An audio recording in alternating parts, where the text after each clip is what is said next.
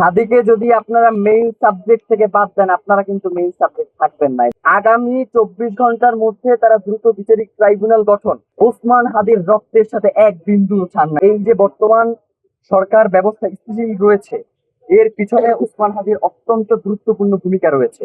সুতরাং এত গুরুত্বপূর্ণ একজন ব্যক্তির ক্ষেত্রে যদি আন্তর্জাতিক কোনো সহায়তা নেওয়ার প্রয়োজন পড়ে গোয়েন্দা সংস্থার, অবশ্যই সেটা রাষ্ট্রকে নিতে হবে। হ্যাঁ, অবশ্যই। আমি তো বললামই যে আমাদের দুইটাই দাবি, একটা হচ্ছে দ্রুত বিচারিক ট্রাইব্যুনাল গঠন, এবং সেই সাথে এক্ষেত্রে গোয়েন্দা ইন্টেলিজেন্সের আপনি চাইলে সহায়তা নিতে পারেন। এক্ষেত্রে আপনাকে সহায়তা নিতে হবে, নিতে পারেন বলতে কথা নাই, আপনাকে নিতে হবে। মানে কি, ওসমান আদি রক্ত ঝরাই গেছে এবং সেইটার আমরা খুনিদের বিচার দেখবো না, এটা তো হইতে পারে না।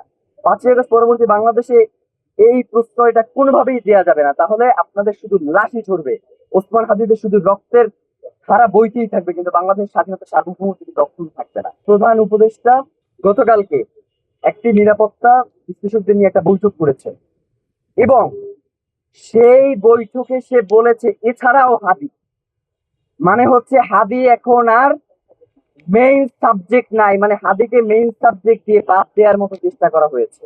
হাদিকে যদি আপনারা মেইন সাবজেক্ট থেকে বাদ দেন, আপনারা কিন্তু মেইন সাবজেক্ট থাকবেন না। হাদিকে মেইন সাবজেক্টে রেখেই আপনাদের সকল সিদ্ধান্ত গ্রহণ করতে হবে। আর ভাই যেটা বললেন, অবশ্যই আগামী 24 ঘন্টার মধ্যে তারা দ্রুত বিচারিক ট্রাইব্যুনাল গঠন, এবং এটার ক্ষেত্রে তারা যেই আন্তর্জাতিক গোয়েন্দা সংস্থা যেমন এফবিআই এবং হচ্ছে স্কটল্যান্ড ইয়ার্ডের মতো যারা পেশাদারী গোয়েন্দা সংস্থা রয়েছে, তাদের সহায়তা নিতে হবে, এবং রাষ্ট্রকে আপনাদের সামনে এসে জানাতে হবে যে তারা এই সহায়তার ক্ষেত্রে কি কি পদক্ষেপ গ্রহণ করেছে।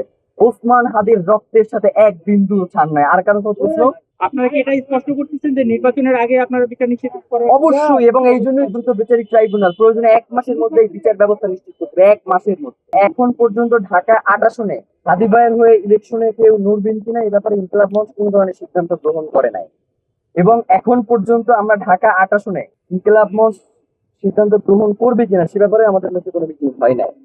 তো আমরা ইনশাল্লাহ এটা নিয়ে অতি শীঘ্রই বসবো, এবং আপনাদেরকে এই ব্যাপারে আমরা তথ্য জানাবো। মানে ওসমান হাদি ভাই কখনো লুকোচুরি পছন্দ করতেন না, আমাদের মধ্যেও কোনো লুকোচুরি নাই। আমরা যেইটা বলবার সেটা আপনাদের সামনে এসেই বলবো, আমাদের কোনো কিছু টান নাই।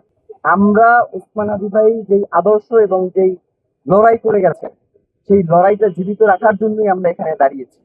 নয়তো আমাদেরকে যেইভাবে এই ফোকাস থেকে দূরে সরিয়ে রাখবার জন্য চেষ্টা করা হচ্ছে আজকে, তাইলে আমরা আপনাদের সামনে এসে দাঁড়াইতাম না। সোজা কথা, আমরা এখানে দাঁড়াইছি মানে হচ্ছে ওসমান হাদি গ্রেফতার নিশ্চিত করেই আমরা এখান থেকে যাবো।